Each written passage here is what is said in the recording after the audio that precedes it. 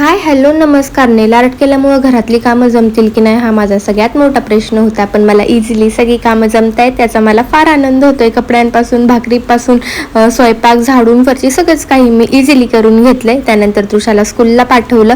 इव्हिनिंगला ती स्कूलमधून आल्यानंतर तीही छान रेडी झाले, मीही छान रेडी झाले. असं वेगवेगळं आम्ही दोघींनी छान लुक केले आणि वेणी घातली दोघींनी पण. आपण कुठे चाललो एवढं रेडी होऊन, तर आपल्या घरामध्ये एक छानसा कार्यक्रम आहे आणि कार्यक्रमाची उत्सव मूर्ती आहे सायली.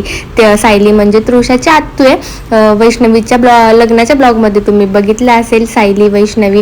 तर आता वैष्णवीचं तर होऊन गेलं, आता सायलीचं लग्न आहे. आता लग्न नाही आहे, आता साखरपुडा आहे, एंगेजमेंट आहे. त्याचंच आता एंगेजमेंटच्या मेहंदीचा छोटासा फंक्शन घरी होतं, त्याच्यामुळे आम्ही रेडी होऊन तिथे गेलो होतो. सगळ्यांचे फोटोशूट झाले, व्हिडिओ शूट झाले छानपैकी. सगळेजण एकत्र आले होते, बसले होते, गप्पा गोष्टी.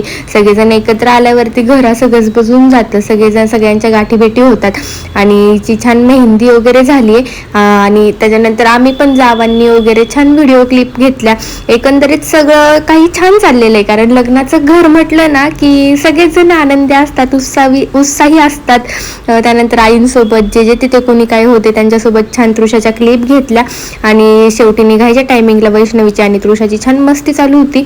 सगळ्याच जणी आनंदी होत्या, हॅप्पी होत्या आणि एकंदरीत आजचा कार्यक्रम छान झाला. मेहंदीचा मोठा ब्लॉग नक्की बघा. चलो बाय बाय.